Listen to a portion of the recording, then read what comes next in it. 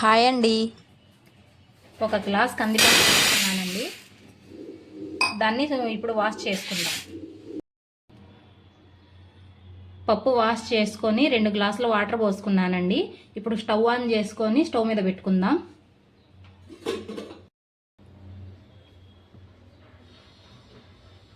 Stove on చేసుకొని పప్పు పొయ్యి మీద పెట్టుకున్నాం కదండి. ఇప్పుడు అందులో పసుపు వేసుకుందాం. కొంచెం పసుపు వేసుకున్నానండి. ఇప్పుడు పప్పు ఉడికేదాకా ఉడికించుకుందాం. పప్పు 1/2 వంతు ఉడికిందండి. ఇప్పుడు అందులో ముందుగా కడిగి పెట్టుకున్న చింతపండు వేసుకుందాం.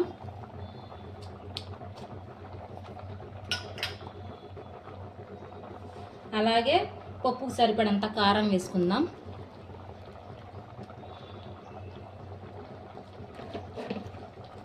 ఒక గ్లాస్ వాటర్ పోసుకొని కలుపుకుందాం.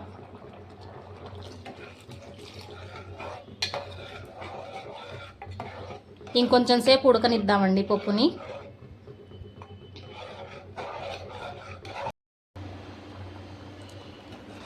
పప్పు ఉడికిపోయిందండి.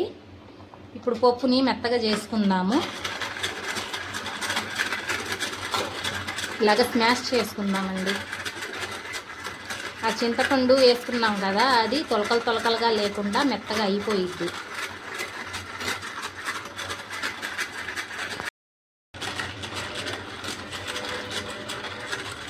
పప్పు మెత్తగా అయిపోయిందండి. ఇప్పుడు తాలింపు వేసుకుందాము.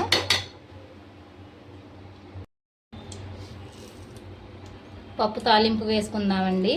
అందులో తాలింపు గింజలు, ఎండుమిర్చి, వెల్లుల్లిపాయలు,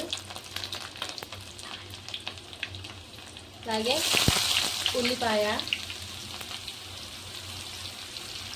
ఇవి కొంచెం వేగనిద్దాము.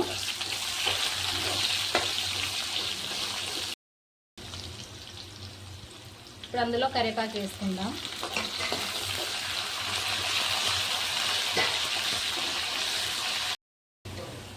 ఇప్పుడు పప్పు వేసుకుందామండి.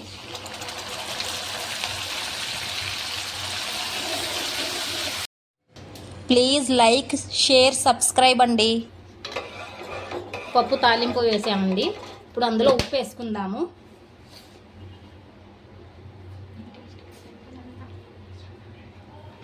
మీ టేస్ట్కి సరిపడేంత ఉప్పు వేసుకోండి.